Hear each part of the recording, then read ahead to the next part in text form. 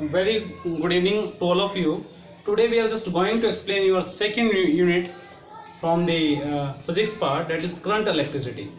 अब बात ही करते हैं कि 10th में आप पढ़ चुके हैं करंट के बारे में, सभी को पता है कि करंट होता क्या है। तो थोड़ा और एक्सप्लेन करेंगे क्योंकि आप +2 क्लास में हो। +2 क्लास में थोड़ा वाइड रहता है इन चीजों के बारे में। तो पहले जो हमारा जो करंट इलेक्ट्रिसिटी है, ध्यान से देखिएगा, करंट इलेक्ट्रिसिटी। तो करंट इलेक्ट्रिसिटी क्या है? It is a branch of physics which deal with the study of charges in motion. तो पहले हम नोट करेंगे यहां पर मैंने क्या पढ़ना है, करंट इलेक्ट्रिसिटी जो हमारा ये वाला चैप्टर है, यहां पर क्या है, ये क्या है आपकी branch of physics which deals with charges in motion. Clear? Charges in motion. तो आपको कैप्चर करना है इस चीज को कि जो हमारा करंट इलेक्ट्रिसिटी चैप्टर है उसके अंदर हम क्या पढ़ना चाहते हैं। उसके अंदर हम पढ़ना चाहते हैं कि जितने भी हमारे चार्जेस हैं, चाहे वो पॉजिटिव चार्ज हो, चाहे वो नेगेटिव चार्ज हो, चाहे वो आयन हो, ठीक है, चाहे आपके पॉजिटिव आयन हो, चाहे नेगेटिव आयन है, जब उनकी हम स्टडी करते हैं और वो मोशन में होते हैं तो उस चीज की स्टडी फिजिक्स के अंदर एक नई ब्रांच को लेके आती है जिसका नाम हमने क्या रखा है यहाँ पर, करंट इलेक्ट्रिसिटी। ठीक है, हम कह रहे हैं हमने रखा है, लेकिन हमने नहीं रखा, साइंटिस्ट ने रखा है। तो थोड़ा ध्यान रखेंगे इन चीजों को। वर्डिंग में थोड़ी सी मिस्टेक हो जाती है कई बार बोलने में, तो लेकिन फिर भी हमें इन चीजों को ध्यान में देना है। ठीक है, अब बात आती है करंट को बनाने के लिए कौन कौन से कारक आपके इंपॉर्टेंट हैं। ठीक है, करंट को बनाने के लिए कौन कौन से कारक आपके इंपॉर्टेंट हैं, और उनको हम इंग्लिश में बोलते हैं करंट कैरियर्स। क्या बोलते हैं हम? नोट करेंगे आप सभी, current carriers, that is called current carriers. अब हमारे पास बात करते हैं, 3 चीज होती हैं हमारे पास। देखिए, अगर मान लीजिए आप आयरन को पकड़ते हैं और उसमें आपने किसी भी चीज को इंक्लूड कर दिया, एक वायर को लगा दिया, क्या करंट लगेगा? डेफिनेटली आपको करंट लगेगा। ठीक है, तो डिपेंड करता है, एक पानी है आपके पास, पानी में आपने वायर छोड़ दी और क्या आप उसमें उंगली लगाओगे तो करंट लगेगा? डेफिनेटली आपको करंट लगेगा, डिपेंडिंग अपॉन दैट थिंग्स। तो आपके पास 3 चीजें हमारे पास होती हैं, solid, liquid and gas. Clear? Solid, liquid and gas. तो पहला जो हमारा पॉइंट आएगा वो किसके बेस पे आएगा? आपका सॉलिड्स के बेस पे आएगा। किसके बेस पे आएगा? सॉलिड्स के बेस पे आएगा। और आप सभी जानते हैं, क्योंकि केमिस्ट्री आप पढ़ चुके हैं, काफी सारे चैप्टर्स भी आप कर चुके हैं, +1 में भी, +2 में भी। हमारे पास एक चीज होती थी जिसका नाम हमने रखा था वैलेंस इलेक्ट्रॉन्स। वैलेंस इलेक्ट्रॉन्स याद है सभी को? Valence electron. ये वैलेंस इलेक्ट्रॉन क्या होते हैं? वैलेंस इलेक्ट्रॉन आपको पता है कि जो आपका एटम होता है, जो भी आपका एटम होता है, उसके साथ जो इलेक्ट्रॉन लूजली बाउंड होते हैं। लूजली बाउंड का मतलब कि न्यूक्लियस से उनका फोर्स ऑफ जो अट्रैक्शन होता है वो बहुत ही कम होता है, उन्हीं को हम क्या बोल देते हैं? Loosely bound electrons. उनको हल्की सी अगर एनर्जी मिल जाए तो वो अपनी ऑर्बिटल को छोड़ देते हैं, यानी जो आपकी शेल्स होती हैं, KLMN, जो भी शेल्स होती हैं, उनको वो छोड़ने की कोशिश करते हैं। छोड़ने की कोशिश करेंगे तो डेफिनेटली क्या हो जाएगा? वो फ्री हो जाएंगे। अगर वो फ्री होते हैं, वही इलेक्ट्रॉन आपके हेल्पफुल होते हैं इलेक्ट्रिक करंट बनाने के लिए। तो समझ गए आप कि ये जो फ्री, ये इलेक्ट्रॉन्स, इनको हम वैलेंस इलेक्ट्रॉन बोलते हैं। बेसिकली क्या माने जाते हैं आपके? इनको हम बोल सकते हैं फ्री इलेक्ट्रॉन्स। याद रखेंगे आप सभी, क्या बोला जाता है?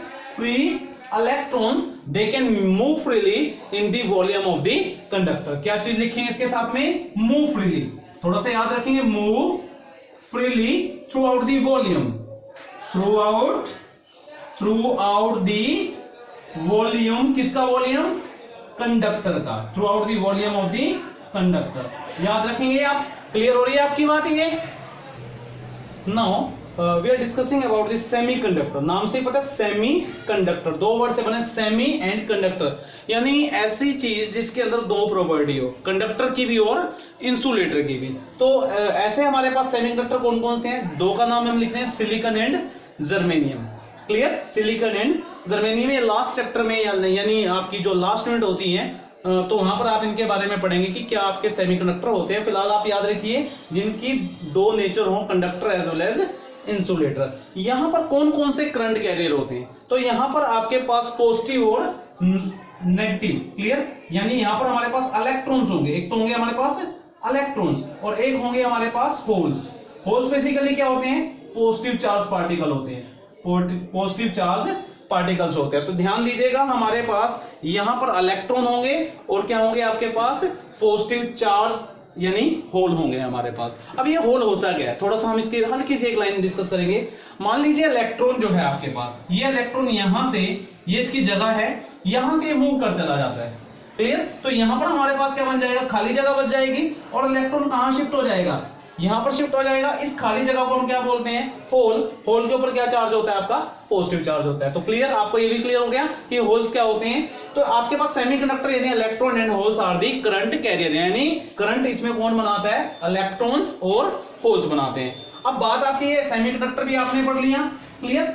इसके बाद जो आपके आते हैं इंसुलेटर आते हैं, ठीक। इसके अंदर क्या आएंगे, इंसुलेटर, इंसुलेटर्स, ठीक है। इंसुलेटर आपने वेरी फर्स्ट चैप्टर में पढ़ा है कि आपके पास जैसे ग्लास है, सिल्क का कपड़ा है, ये सारे क्या है आपके इंसुलेटर्स हैं, clear. That is called insulators. जैसे ग्लास है, ग्लास रोड होगी, ग्लास हो गया, ये आपके पास। और क्या चीज पढ़ी थी आपने यहाँ पर, आपको याद होगा, ग्लास रोड पढ़ी थी, सिल्क क्लॉथ पढ़ा था आपने।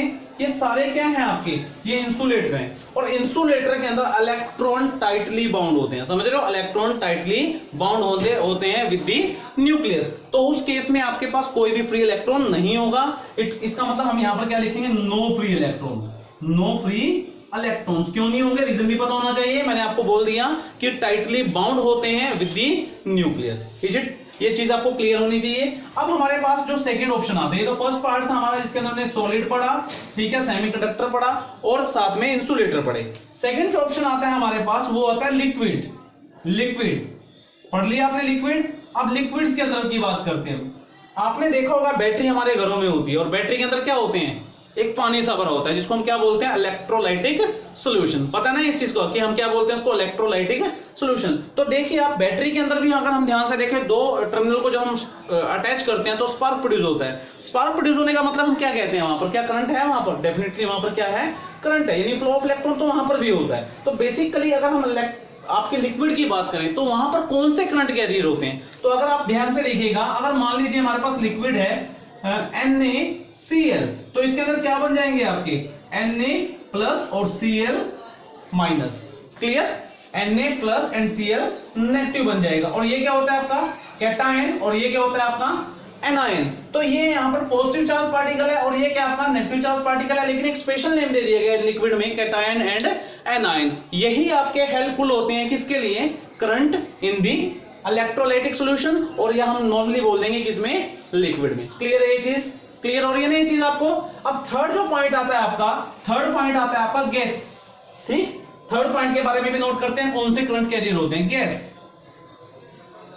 गैस की बात करते हैं। अगर हम बात करें गैसेस की, जितनी भी हमारे पास गैसेस हैं, आप नॉर्मल एग्जांपल ले सकते हैं, जो हम सांस ले रहे हैं, ऑक्सीजन हमारे आसपास होती है। लेकिन अगर आप ध्यान से देखिए, आपके घरों के आसपास खंबे लगे हुए हैं जिसके ऊपर एक वायर लगी होती है, और जिसके ऊपर इंसुलेशन भी नहीं होता। तो सोचिए कि वो वायर से करंट हमारे बॉडी में क्यों नहीं आता।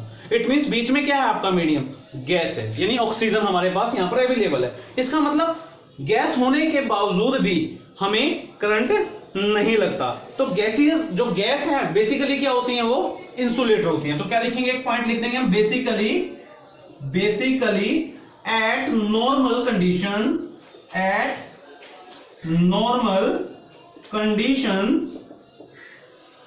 these behave as कौन क्या बिहेव करती हैं, इंसुलेटर। नोट डाउन करेंगे, इंसुलेटर्स। गेटिंग कर रहे हैं इन चीजों को, जो भी मैं लिख रहा हूं कि इंसुलेटर होती हैं वो, ठीक है। अब इसके साथ में एक स्पेशल इंक्लूड हो जाती है चीज, अगर गैसेस को कंप्रेस कर दें, गैसेस को कंप्रेस कर दें तो नंबर ऑफ पार्टिकल आपके क्लोज आएंगे ना, क्लोज। और जब क्लोज आती है कोई चीज तो चार्ज ट्रांसफर कर सकती है वो। अगर वो दूर दूर होगी तो चार्ज ट्रांसफर करने में बहुत दिक्कत आएगी। क्लियर हो रही है बात। तो यहां पर हमने एक कंडीशन लगा ली कि गैस को आयनाइज कर सकते हैं, गैस को आयनाइज कर सकते हैं at low pressure and high potential difference. तो लिख सकते हैं ना इसमें कि गैस भी आयनाइज हो जाती है, गैस भी क्या हो सकती है, आयनाइज हो सकती है। तो हमने लिख दिया gas can be ionised, gas can be ionised at low pressure. ये चीज आपको याद रखनी है, low pressure and high potential difference, high potential difference. अब ये क्या नोट किया हमने, लो प्रेशर ही क्यों लिया। आपको पता होना चाहिए कि अगर बहुत ज्यादा प्रेशर बढ़ा देंगे तो पार्टिकल क्लोज, फिर और क्लोज, फिर और क्लोज, तो उसकी स्टेट चेंज हो सकती है। तो दैट्स व्हाई हमने यहां पर क्या लिया, लो प्रेशर लिया और हाई पोटेंशियल डिफरेंस लिया, क्योंकि हाई पोटेंशियल लेंगे तो डेफिनेटली उसका एक्सेलरेशन ज्यादा होगा, एनर्जी ज्यादा होगी, एनर्जी ज्यादा होगी तो उसमें से जो भी आपके आयंस होंगे वो निकलना स्टार्ट हो जाएंगे। तो यहां पर हमारे पास पॉजिटिव आयन और इलेक्ट्रॉन जो है, पॉजिटिव आयन एंड इलेक्ट्रॉन जो है वो क्या हो जाएंगे आपके, क्या हो जाएंगे वो करंट कैरियर्स। तो हमने क्या लिख दिया, positive ions and electrons are the क्या हो जाएंगे, वो करंट कैरियर्स हो जाएंगे, करंट कैरियर्स। नोट डाउन करेंगे ये चीज, इस चीज को आप नोट डाउन कीजिए, ये आपका बेसिक चल रहा है इस चैप्टर का, तो नोट डाउन करते हुए नेक्स्ट टॉपिक आपका आता है इलेक्ट्रोमोटिव फोर्स, ईएमएफ। क्या लिखेंगे इसको हम, इलेक्ट्रोमोटिव फोर्स।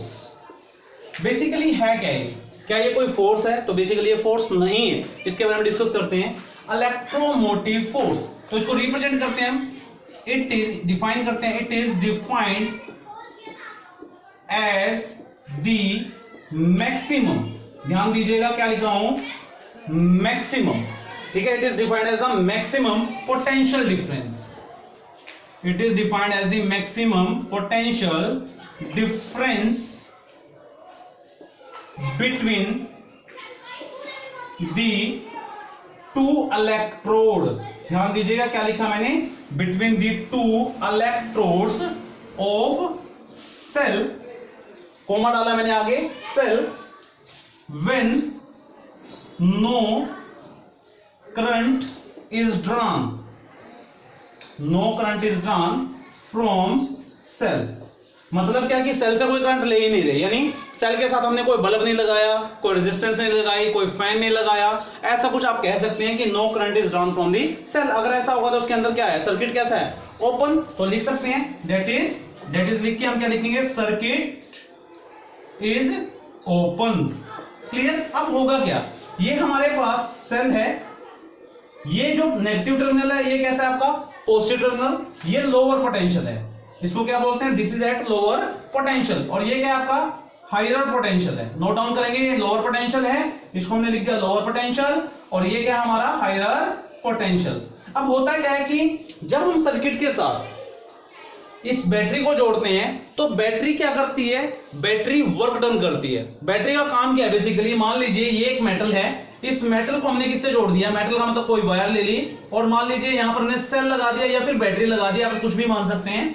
हम क्या करते हैं, इसके अंदर काफी सारे इलेक्ट्रॉन्स होते हैं, काफी सारे इलेक्ट्रॉन्स, ठीक, काफी सारे इलेक्ट्रॉन्स होते हैं। तो ये बैटरी बेसिकली क्या करती है, इन इलेक्ट्रॉन्स को मूव करवाने की कोशिश करती है, यानी this battery compel these electron to move from this end to this end, यानी इस एंड से इस सिरे तक जाने के लिए हेल्प करती है। दूसरे शब्दों में ये भी बोल सकते हैं कि बैटरी का काम क्या होता है, ये वर्क डन कर रही है in moving unit charge from this point two this point. समझ गए ये बात, work done per unit charge एक तरह से, यानी बैटरी का काम कुछ नहीं है, बैटरी उठ के यहां से धक्का नहीं दे रही, बैटरी सिर्फ वर्क कर रही है। और जब ये इलेक्ट्रॉन चलेंगे ये पूरे के पूरे सर्किट में घूमेंगे, यानी ये कंप्लीट पाथ ट्रेवल करेंगे। अब बैटरी को रिप्रेजेंट करते हैं हम, यानी ईएमएफ को हम रिप्रेजेंट करते हैं किससे, ई से, थोड़ा कर्ली हमने बनाया, ध्यान दीजिएगा इस चीज को, क्लियर। और ये बेसिकली क्या है आपका, work done per unit charge है, जैसे सेल के ऊपर लिखा होता है आपका 1.5 वोल्ट, तो वो क्या है आपका पोटेंशियल डिफरेंस है या फिर ईएमएफ है। तो आपका आंसर क्या होना चाहिए, वो आपका ईएमएफ है।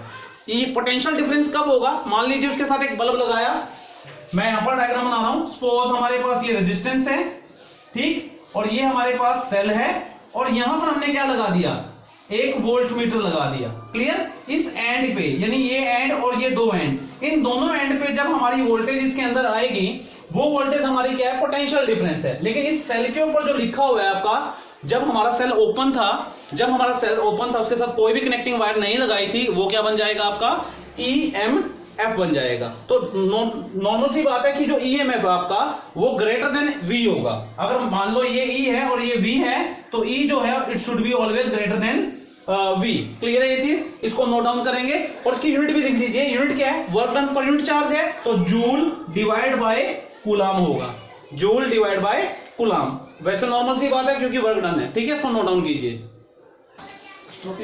नाउ इलेक्ट्रिक करंट, अब इलेक्ट्रिक करंट के बारे में हम बात करते हैं। इलेक्ट्रिक करंट जिसको हम रिप्रेजेंट किससे करते हैं, याद होगा सभी को, आई से रिप्रेजेंट करते हैं।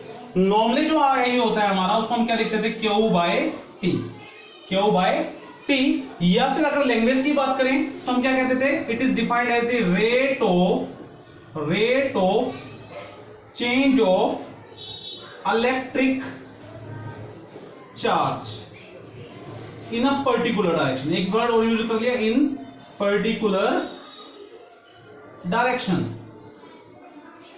क्लियर होगी बात, in a particular direction. Clear हो रही है आप सभी को कि I is equal to Q by T है, और क्यू बाई टी जो हमारा हमने लिखा rate of electric charge in a particular direction. पर अगर हम नोट करें जो हमारा करंट है वो स्टेडी नहीं होता, वो स्टेडी नहीं होता। स्टेडी का मतलब वो कांस्टेंट नहीं होता। क्लियर है बात, वो कांस्टेंट नहीं होता। तो अगर हम बात करें कि ये कंडक्टर है, इस कंडक्टर की अगर हमने बात की, ये कंडक्टर, इस कंडक्टर में करंट बन रहा है, ठीक, मान लीजिए करंट है। करंट कब बनेगा, जब इलेक्ट्रॉन कहां जाएंगे, अपोजिट। ये आपका कन्वेंशनल करंट है, ठीक है, बाद में डिस्कस करेंगे करंट के बारे में। इसमें से मान लीजिए इतने से एरिया के अंदर, that is called cross section, ठीक, इस क्रॉस सेक्शन में से कितने आपके चार्ज क्रॉस करते हैं, कितने चार्ज क्रॉस करते हैं, it is given by average current. जैसे एवरेज वेलोसिटी आपने पढ़ा था +1 में, ऐसे क्या हो जाएगा, एवरेज करंट। तो एवरेज करंट जो हमारा होगा, या करंट हमारा जो होगा, वो किसके बराबर होगा, delta Q divide by delta T. Clear हो रही है बात, delta Q by delta T. तो इस चार्ज में से, यानी इस क्रॉस सेक्शन में से जितने चार्ज आएंगे उसको रिप्रेजेंट कर दिया हमने कितना, डेल्टा क्यू से रिप्रेजेंट कर दिया। क्लियर। अब बात आती है कि इंस्टेंटेनियस करंट क्या होता है। इंस्टेंटेनियस करंट, जब डेल्टा टी को हम क्या लेते हैं, नियरली इक्वल टू 0, तो हमारे पास क्या आ जाएगा, इंस्टेंटेनियस के लिए मैंने वर्ड यूज कर लिया यहां पर आई, वो किसके बराबर होगा, वो होगा आपका लिमिट, याद होगा आपको, limit delta T approaches to 0, और यहां पर कितना आ जाएगा, delta Q divide by delta T, that is equal to d Q by d T. Are you getting my point. ये क्या बन जाएगा, इंस्टेंटेनियस करंट। क्या जरूरत पड़ी इसकी, आप खुद सोचिए कि अगर मान लीजिए हम अपने घर में कोई भी सेल लेते हैं और उसके साथ एक बल्ब लगा देते हैं, तो बल्ब की इंटेंसिटी स्टार्टिंग में बहुत ज्यादा होती है, फिर धीरे धीरे धीरे बल्ब की इंटेंसिटी क्या होती है, कम होती चली जाती है। रीजन, उसकी रोशनी कम होती जा रही है लगातार। रीजन, करंट कम होता जा रहा है। समझ पा रहे हैं, करंट कम होता जा रहा है। That's why I use the word here steady, क्योंकि वो कांस्टेंट नहीं है। मतलब कि अगर आप उसके साथ एमीटर लगा दें, जिसको हम एमीटर बोलते हैं, तो उसको लगा दिया जाए तो धीरे धीरे उसमें जो सुई है वो धीरे धीरे डाउन जाएगी। क्यों जाएगी, क्योंकि करंट हमारा कैसा नहीं है, स्टेडी नहीं है। जब हमारा करंट स्टेडी नहीं होता, आपने +1 में भी पढ़े हैं कि जब हमारा मोशन यूनिफॉर्म नहीं होता, उस केस में हम क्या लेते हैं, एवरेज वेलोसिटी लेते हैं। सिमिलरली हम यहाँ पर क्या लेंगे, एवरेज करंट लेंगे। और किसी पर्टिकुलर टाइम पे अगर आपको करंट की वैल्यू निकालनी है, तो you know very well what we have to do, we will take the instant, that is the instantaneous current. और उसके लिए हमें क्या लेना होता है, डेल्टा टी अप्रोचेस टू 0 लेना होता है। जब डेल्टा टी अप्रोचेस टू 0 लेंगे तो उस केस में किसके बराबर आएगा, फर्स्ट ऑर्डर डेरिवेटिव। ये तो आई थिंक सभी को पता होगा, फर्स्ट ऑर्डर डेरिवेटिव किसका, चार्ज का। क्लियर, यहां तक नोट डाउन कीजिए इसको फटाफट से। अब नेक्स्ट आता है कि अगर मान लो इलेक्ट्रिक करंट की बात करें एक वायर के अंदर, ठीक है, एक वायर ले लिया आपने, अपने हाथ में वायर ली, और मैंने कहा कि ये देखिए इसके अंदर भी नंबर ऑफ इलेक्ट्रॉन्स हैं। तो आपका क्वेश्चन क्या बनता है उस टाइम पे कि सर इलेक्ट्रॉन है तो डेफिनेटली एट रूम टेम्परेचर वो मूव भी करेंगे। अगर वो मूव करेंगे तो डेफिनेटली करंट भी होगा। अगर करंट भी होगा तो हमें तो करंट नहीं लग रहा। यही क्वेश्चन बनता है ना हमारा इस चीज पे कि एक वायर ले ली और वायर को हमने हाथ में पकड़ा और मैंने बोला उसके अंदर तो इलेक्ट्रॉन भी हैं, एटम है तो इलेक्ट्रॉन भी हैं, प्रोटॉन भी हैं, सब कुछ उसके पास है, पर वो मूव भी कर रहे हैं, और मूव कर रहे हैं तो फिर करंट भी बन रहा है, करंट भी बन रहा है, तो करंट नहीं लग रहा। क्यों, उसके बारे में समझते हैं। मान लीजिए एक इलेक्ट्रॉन है, यहाँ पर एक इलेक्ट्रॉन ले लिया, जब ये इलेक्ट्रॉन यहाँ पर चला जाएगा, there is the motion of electron at room temperature basically, तो यहाँ पर क्या बन जाएगा आपका होल। इलेक्ट्रॉन कहाँ चला गया आपका, यहाँ चला गया। यानी हम ये कह सकते हैं कि इलेक्ट्रॉन की मूवमेंट तो इस साइड है और होल की मूवमेंट इस साइड है। यानी जितने इलेक्ट्रॉन बने, ध्यान दीजिएगा, जितने इलेक्ट्रॉन बने उतने ही होल हैं यहाँ पर, यानी एक पॉजिटिव चार्ज। तो जब हमारा आइसोलेटेड कोई भी कंडक्टर होता है, ध्यान दीजिएगा इस बात की तरफ, आइसोलेटेड कंडक्टर, मैं यूज कर रहा हूं एक वर्ड आइसोलेटेड। आइसोलेटेड का मतलब कि जिसका कांटेक्ट बाहर से कुछ भी ना हो, कुछ भी बैटरी ना लगी हो, उस केस में जितने पॉजिटिव चार्ज होंगे, ध्यान दीजिएगा, जितने पॉजिटिव चार्ज होंगे उतने ही क्या होंगे आपके नेगेटिव चार्ज। दोनों को ऐड करोगे तो आंसर कितना आएगा, that is equal to 0। Are you getting my point? क्या कहना हूं कि इन दोनों को ऐड कर दोगे, मान लीजिए आपके प्लस 3 चार्ज हैं और फिर उसके बाद उतने ही आपके पास -3 इलेक्ट्रॉन्स हैं, दोनों को प्लस कीजिए, ब्रैकेट में ले लिया मैंने दोनों को, पॉजिटिव चार्ज, आंसर कितना है आपका 0। तो चार्ज कितना है आपका 0 आया। समझ पाए? ये चार्ज को मैं क्यू से लिख देता हूं ताकि आपको ज्यादा अंडरस्टूड हो। चार्ज 0 तो करंट कितना होगा, Q/T। देखा जाए सिंपल फार्मूला, आंसर कितना आएगा 0 एम्पियर। क्लियर हो रही है बात, 0 एम्पियर। तो इसका मतलब करंट क्या हुआ आपका 0 हुआ। इसका मतलब किसी भी वायर के अंदर कोई करंट नहीं होता है, क्योंकि जब आपके इलेक्ट्रॉन मूव करते हैं, इलेक्ट्रॉन मूव करने की वजह से उस केस में उतने ही पॉजिटिव चार्ज भी वहां मूव करते हैं और नेट चार्ज यहां पर क्या बन जाता है, फॉर एन आइसोलेटेड कंडक्टर और isolated atom, that is equal to 0। Clear. अब बात करते हैं सर्किट की। सर्किट की अगर हम बात करें, सर्किट की बात करते हैं, सर्किट, ध्यान दीजिएगा मैं वर्ड यूज कर रहा हूं सर्किट। एक वायर के अंदर अगर सर्किट की बात कर रहे हैं, इट मींस उसमें एक्सटर्नल फील्ड अप्लाई किया है। क्लियर, एक्सटर्नल फील्ड अप्लाई किया है। तो उसमें मान लीजिए हमारे पास N1 आपके पॉजिटिव चार्ज हैं और N2 हमारे पास नेगेटिव चार्ज है। नेगेटिव का मतलब इलेक्ट्रॉन है। तो जो हमारा टोटल चार्ज होगा वो टोटल चार्ज हो जाएगा Ne प्लस N2E। क्लियर है ये चीज, N1E प्लस N2E। क्या है ये, positive charge and negative charge. क्योंकि मान लीजिए इस पॉइंट से आपके इलेक्ट्रॉन इस पॉइंट तक जाते हैं, ये हो गया आपका B और ये हो गया आपका A and B। Electron move करते हैं इस साइड, तो आपके पॉजिटिव चार्ज कहां मूव करेंगे, इस साइड। तो हमने पढ़ रखा है कि इलेक्ट्रिक करंट बेसिकली क्या होता है, it is the rate of flow of electric charges. मैंने वहां इलेक्ट्रॉन की बात नहीं की, मैं चार्ज की बात बोल रहा हूं। और चार्ज हमारे पास कौन से हैं, positive as well as negative charge. हालांकि जो आपका प्रोटॉन है काफी ज्यादा बाउंड रहता है किसके साथ, न्यूक्लियस के साथ। लेकिन क्लासिकल थ्योरी जो है आपकी फिजिक्स में, वो क्या कहते हैं कि जो इलेक्ट्रिक करंट होता है वो किसके कारण होता है, वो दोनों चार्जेस के कारण होता है। तो चार्ज हमारा कितना आ जाएगा यहाँ पर N1E प्लस N2E। ध्यान दीजिएगा ये क्या आपका E लिखा है मैंने, charge on electron basically. Clear, यहां तक आपको नोट डाउन करना है इस चीज को। अब हम बात करते हैं कि जो हमारा इलेक्ट्रिक करंट है वो कैसी क्वांटिटी है। याद कीजिए मैंने बोल दिया स्केलर क्वांटिटी है, मैंने झट से लिखा स्केलर क्वांटिटी। क्या लिख दिया मैंने, स्केलर क्वांटिटी।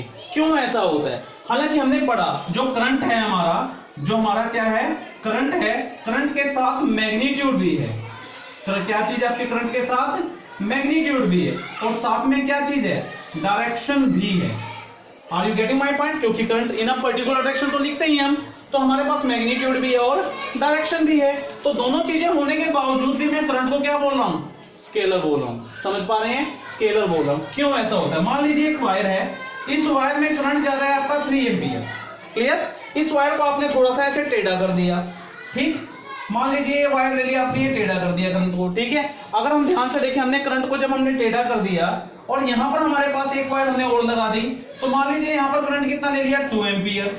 इन दोनों के बीच में आपने 120 एंगल भी ले लिया, ये लगा दिया करंट आपने। और मैं यहां पर दिखाऊं कि मान लीजिए यहां पर करंट कितना जाना चाहिए, अगर मैं इस पॉइंट पे बोलूं यहां पर करंट कितना जाना चाहिए, तो आपके अकॉर्डिंग तो देखा जाए करंट क्या होगा। अगर मैं डायग्राम दूसरा ले लूं, एक डायग्राम और ले लेते हैं, ये ले लिया और ये ले लिया, क्लियर। और यहां पर करंट कितना जाएगा, मान लीजिए यहां पर करंट है आपका 2 एम्पियर और यहां पर कितने हैं, 3 एम्पियर। तो आपका आंसर क्या होना चाहिए, कैसे करंट निकालोगे आप, तो करंट वैसे देखा जाए तो यहां पर कितना आएगा, 5 एम्पियर। कितना आएगा, 5 एम्पियर। लेकिन अगर मैं parallelogram law of vector addition को यहां कैलकुलेट करूं और मान लीजिए यहां पर 30 डिग्री का एंगल हो, तो definitely these are the 2 vectors basically here and you will use the triangle law as well as parallelogram of law of vector addition from your kinematics chapter। तो जब आप उसको अप्लाई यहां पर करोगे इन 2 वेक्टर्स के ऊपर, तो आपका आंसर 5 नहीं आएगा। तो समझ लीजिए किसी भी चीज को, यानी यही रूल यहां पर फॉलो होगा, यही रूल यहां पर फॉलो होगा, किसी भी चीज को वेक्टर शो करने के लिए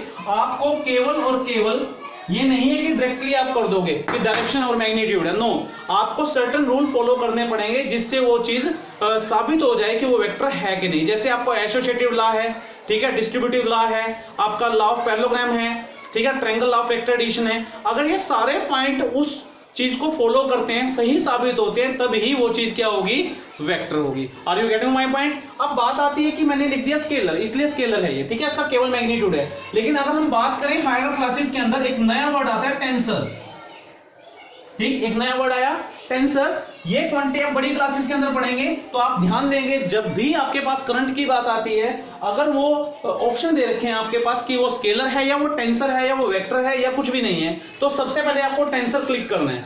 अगर उसके अंदर टेंसर नहीं दे रखा तो आप उसके बाद क्या करोगे, स्केलर कहोगे, क्योंकि ये जो कंसेप्ट है टेंसर का, ये आपके ग्रेजुएशन यानी जो हमारी आईआईटीज की बुक्स होती हैं या फिर हायर लेवल की बुक्स होती है उसमें टेंसर दिया होता है। नॉर्मली जब हम बच्चों को समझाते हैं तो हम स्केलर ज्यादा यूज करते हैं, क्योंकि we are taking only NCERT classes. तो ध्यान दीजिएगा, अगर स्केलर है तो स्केलर बेस्ट है, अगर स्केलर नहीं दे रखा तो टेंसर, अगर दोनों दे रखे हैं तो सबसे पहले इस पे क्लिक करना है आपने। क्लियर हो रही है ये बात? अब ये तो क्लियर हो गया। उसके बाद जो आता है आपका यूनिट की बात होती है कि यूनिट क्या है।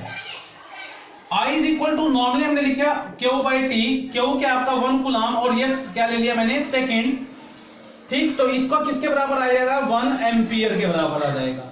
यानी एक कंडक्टर में से करंट को 1 एम्पियर कब बोला जाएगा, अगर उस कंडक्टर में 1 कूलम ऑफ चार्ज फ्लो करता है 1 सेकंड के लिए। समझ पा रहे हैं? सिंपल सा मैंने कंसेप्ट बोला कि current is said to be, note down करेंगे, current is said to be 1 ampere if a charge of 1 coulomb passes through a cross section in a conductor for the 1 second। तो आपको ध्यान देना है, करंट क्या हो जाएगा हमारा, क्या हो जाएगा, 1 एम्पियर हो जाएगा।